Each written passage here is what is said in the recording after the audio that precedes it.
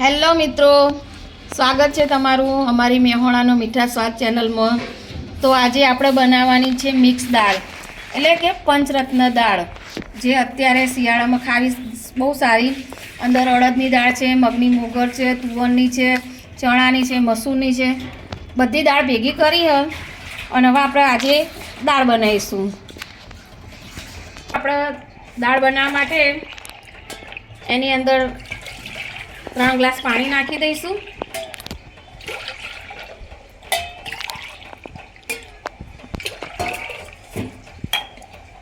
પછી એમાં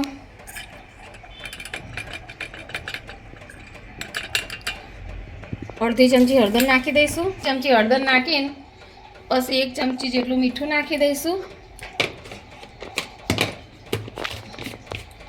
પછી આપણે દાળને સરસ ધોઈ નાખીશું।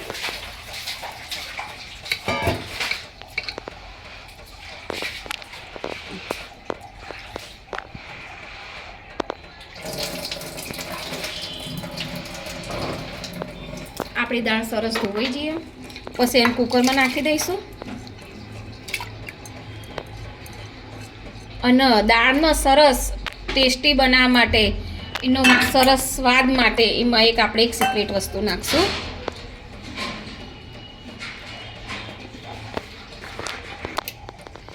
જો મિત્રો, દાળમાં ઘી નાખવાથી દાળનો ટેસ્ટ સારો આવે। તમે ઘી ના નાખવું હોય તો તેલ બી નાખી શકો, પણ ઘી નાખવાથી દાળનો ટેસ્ટ સરસ આવશે અને દાળ જલ્દી ગળી બી જશે, તમારે વાર નહીં લાગે। 2-3 સીટી તો સરસ મસ્ત થઈ જશે। ઢાંકણું રાખીને ગેસ ઉપર મૂકી દઈશું। પછી સરસ 2-3 સીટી તો મસ્ત થઈ જાય। પછી 3 સીટી થઈ જાય એટલે આપણે વઘાર દઈશું। તો મિત્રો, દાળ મૂકી દીધી, દાળની સીટી વાગે ત્યાં સુધી આપણે એનો મસાલો કરી દઈએ। તો પહેલાં થોડું ખાણીમાં જીરું નાખી દઈએ, સૂકું લસણ નાખી દઈએ, અને સરસ મસ્ત અત્યારે શિયાળામાં મસ્ત લીલા મરચાં આવે તો આપણે લીલા મરચાં નાખી દઈએ। મિક્સર ને મશીનો બધું જ છે, પણ મને તો હંમેશા જાતે મસાલો કરેલો જ ગમે। પછી આપણી મેહોણાની એક આ પારંપરિક રીત। આમ તો જો કે ખલ જોઈએ, અમારા ઘરે ખલ બી હ, સિલબટ્ટો, પણ આ ખાણીમાં જલ્દી થઈ જાય એટલે, પણ મિક્સરનું નહીં ગમતું, એમાં દેશી જ ગમે। હવે આપણે એને સરસ મસ્ત દસ્તા વડે મસાલો કરી દઈશું। અત્યારે ધાણા નહીં નાખવાના, કોથમીર અત્યારે નહીં નાખવાની। કોથમીર આપણે દાળ થઈ જાય ને, વઘાર કરી દઈએ ને પછી નાખવાની। અને મેં લસણ ઓછું જ નાખ્યું, કેમ કે અત્યારે લીલા લસણની સિઝન ને તો આપણે લીલું લસણ નાખીશું, એટલે લીલું લસણ પછી નાખીશું। અત્યારે લસણ અને લીલા મરચાં એને બંનેને આપણે સરસ ટીકી દઈએ અને મસાલો કરી દઈએ। તો મિત્રો જુઓ તમે, લસણ અને લીલા મરચાંનું સરસ મસ્ત ટીકાઈ ગયું હોય। તમે મિક્સરના ટેસ્ટ કરતાં તમે આવી રીતે મસાલો કરી જોજો, તમારા દાળ શાકનો ટેસ્ટ જ કંઈ અલગ આવશે।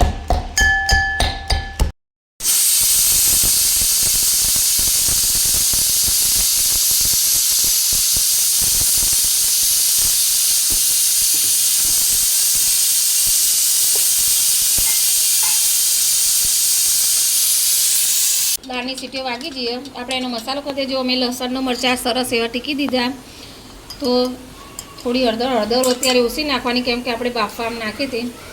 થોડું ધાણા જીરું બી અમે ઘરે જાતે જ દળીએ। તમે મને કોમેન્ટમાં કહેજો તો હું તમને બતાવીશ કે કેવી રીતના બનાવીએ ધાણા જીરું। અને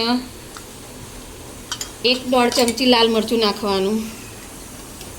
અને આ મરચું સ્પેશિયલ મહેસાણાનું મરચું હોય, એની અંદર દેશી મરચું, દેશમ પટ્ટો અને કાશ્મીરી 3 મિક્સ મરચું હોય।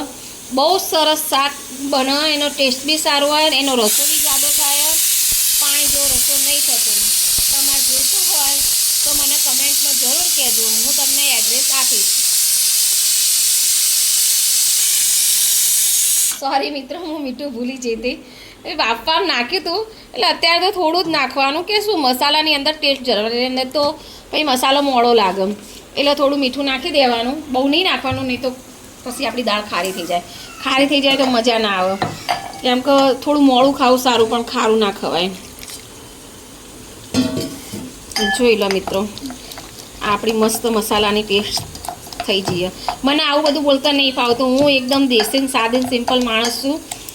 મને સાદું જ બોલવું ગમે. કોઈ ભૂલ હોય તો કહેજો.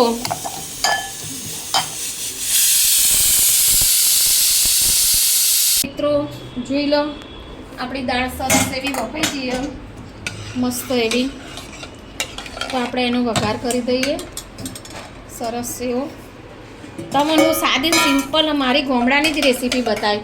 તો શું હવે નોકરી પ્રમાણે સિટીમાં રહેવા આવવું પડ્યું, એટલે નહીં તો હું અમે ગામડે ચૂલા ઉપર ખાવા બનાવતા હતા એ જ બતાવત હું તમને. પણ અહીંયા તો શું ફ્લેટમાં અમારે ચૂલો નહીં. અને જો તમારા દાળને સરસ એવી જાડી બનાવી હોય સરસ, તો તમારે હંમેશા દાળમાં કોઈ દિવસ ઠંડુ પાણી નહીં નાખવાનું. દાળમાં ગરમ પાણી નાખવાનું. થોડું ગરમ પાણી કરી દેવાનું. આપણે વઘાર માટે ગરમ પાણી નાખવાનું.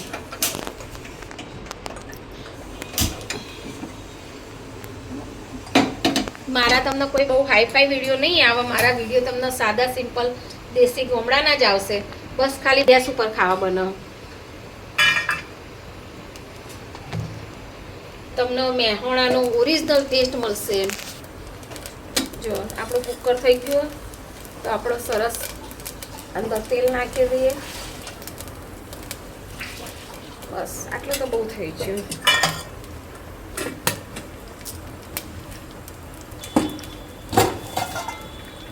પછી એની અંદર આપણે રઈ, જીરું ને મેથી નાખી દઈશું.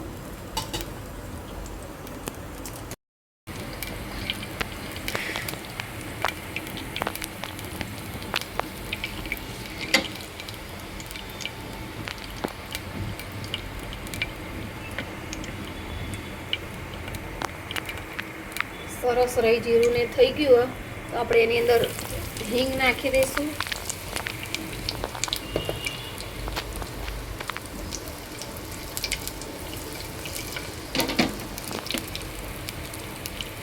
પછી અંદર લીમડો નાખી દઈશું. મીઠો મળે તો નાખવાનું, નહીં તો કોઈ નહીં. દાળમાં સારો લાગે લીમડો. લીમડો નાખી દઈશું.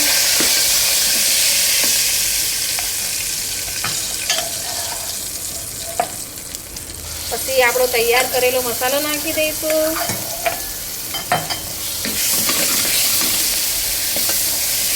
તમે આવી રીતે વઘાર કરશો ને તો બહુ મસ્ત સુગંધ આવશે. અત્યારે ખરેખર બહુ મસ્ત સુગંધ આવી રહી છે. તમે એકવાર બનાવી જોજો આવી રીતે, એકદમ દેશી ગામડાની સ્ટાઇલમાં. પછી આપણી દાળ સરસ એવી થઈ ગયેલી, આપણે એની અંદર નાખી દઈશું. જોઈ લો,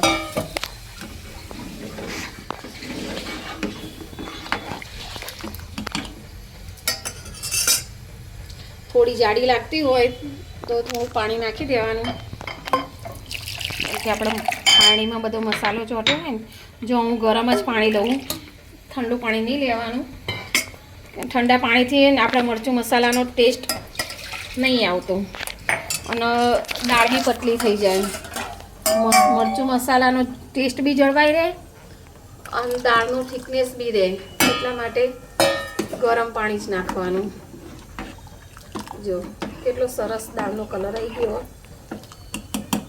બહુ હાઈ ફાઈ કોઈ મસાલા નહીં, ફક્ત ને ફક્ત મરચું, મીઠું, હળદર જ, બસ બીજું કંઈ જ નહીં નાખવાનું.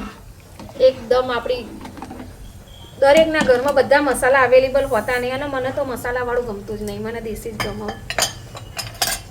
હવે આ થોડીક 2-3 વાર ઉભરો આવે, ઉકળે ત્યાં સુધી રાખવાનું. પછી આપણે અંદર ધાણા નાખી દઈશું અને લીલું લસણ નાખી દઈશું. તો મિત્રો તમે જોઈ શકો, આપણી સરસ મસ્ત એવી દાળ ઉકળી જઈએ. તમે જેવી જાડી ખાતા હોય તો થોડું પાણી ઓછું નાખીને જાડી રાખવાની, પણ દાળની થિકનેસ તો આવી જ હોય. તો હવે અંદર હું નાખીશ લીલું લસણ,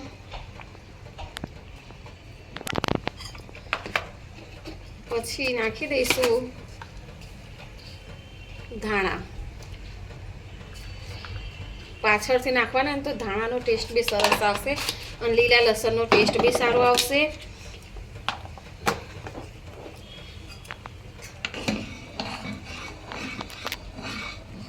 મિત્રો આપણી દાળ તૈયાર. હવે હું ફટાફટ રોટલી બનાવી દઉં.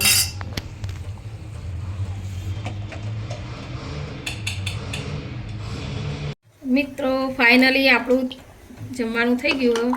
જુઓ સરસ મજાની દાળ થઈ ગઈ.